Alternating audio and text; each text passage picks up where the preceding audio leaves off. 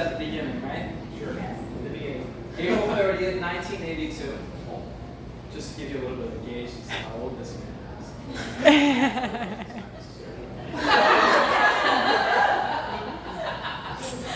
I don't have the slightest clue as to what he was like from the early parts of his life. Mom and Dad could probably speak a little bit better about how he treated some of the other kids. But talk about how he treated me. My memories from him start when he was about 17, I myself about 5 years old. I'll never forget the momentous day when you stripped the training wheels off of my bicycle, set me up on top of the hill, and pushed me down. Gotta go. I do. I mean, you illustrated for the first time like the power of the survivalist. Right? It's either you stay upright or you're gonna be bloody. And Were you bloody? sometimes, yeah, sometimes. But and that's something that the family needed, of course, right? It trickled down. Okay. He's a course corrector, a course changer, and the more people that you have in your life that are course changers, that will set you in the right direction, especially early on, better. And that's what you've done. It's been very nice. But another early memory, one that's a little bit more visceral. I love baths. I always have. Wait, hold on. No, baths. Like, someone's a bath. Baths. Wait, baths? Like a squat. That was his old tub. It was very small. Oh, a bat? I thought you said a bat, like a So this bird. one, I think it was in the afternoon. Yeah, I mean, the sunlight was still up, but I was having a leisurely bath. And he barges in, takes me from the bath, puts me over his shoulder. Was this recently? It's last week. And he tosses me out into the yard. I didn't have undies on, of course, no towel. The car drove by, and I was curious as to whether or not the driver of that car remembers me, frantically trying to find a place to hide. I think that actually covered me up. I probably saved you. Covered me up. Yes. But it's this thing that you instilled in me that I think you instilled in a lot of us. The idea of like you sort of need to scrap. Look over your shoulder. You need to. And I tell this to my roommates now, like there's something that went for a family is like when you walk by one of the brothers, you almost like flinch because you didn't know if you're gonna get punched. And I think it started at the top. A story that had nothing to do with me, but something to like, it's in the same vein. Is he was pulled from school for pantsing someone. You can't do these things outside the family. That's the lesson. I told everybody at the table already. It's You can't. But it's good to do these things within the family. I think it's constructive, right? But to like take it outside the family, that's where it's too far. Moving forward from that,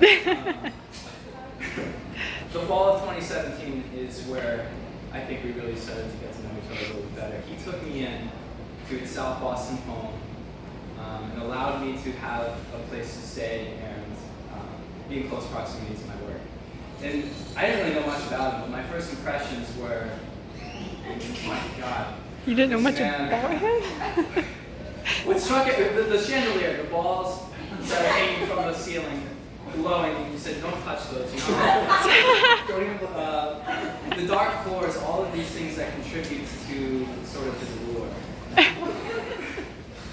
I'll never forget that. It's very simple, but it's very beautiful at the same time. I think that's very characteristic of everything that you like to surround yourself. So those dark floors are very powerful. And they also make you a little bit odd, because a lot of people would not choose those because the dirt stands out, right? He likes it for the very reason that a lot of people would dislike it. He wants to see every single speck of dust that's on the ground. He'll clean it up in a heartbeat. Yep. You gotta see Get it. back every day. You can't clean it if you can't see You it. gotta maintain the baseline. It's true, I appreciate it. I mean, I understand he's running a museum here, so it's very important. It's very important that you keep that up. And also in that same week, another thing that stood out is you do have Karen Bain. very empathetic. I fell sick that week, like the first week in Boston, and I do remember you asking, just checking in very simply, like how you can get better.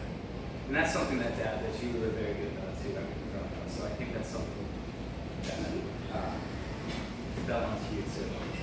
The very tidiness and the cleaning and the grooming all the time, nothing's out of line, that's Mom. That's you 100%.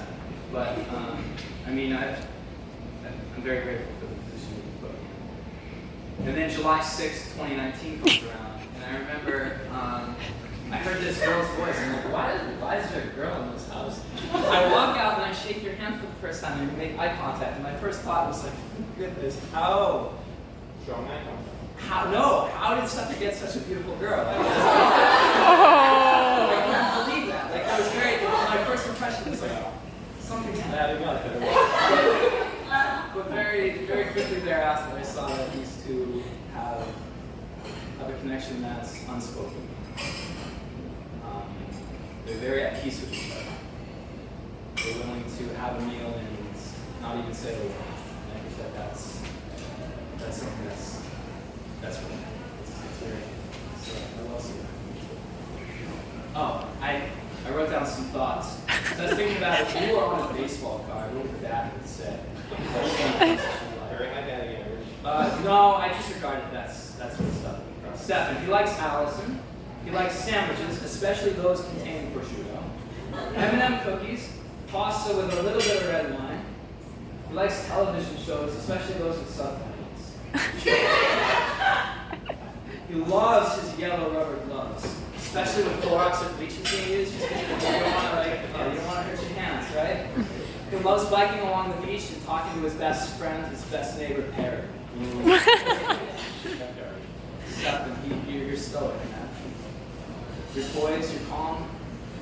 You survived a plane crash with these guys here. That's amazing. I mean, that alone that's an experience that very few people endure. You're head about that. You're attentive, you're disciplined. I mean, just look at his home. It's absolutely beautiful. You possess wealth, yet you don't flaunt it. You're not an ostentatious wealth. Go about your business, and the goal is not the accumulation of the wealth, but very good. And I think that's something that is very important to carry. As long as you don't make your focus like your life, make sure that there's always time for kids around you, especially us. You're patient, you're empathetic, and loving, and you found a wife. It's absolutely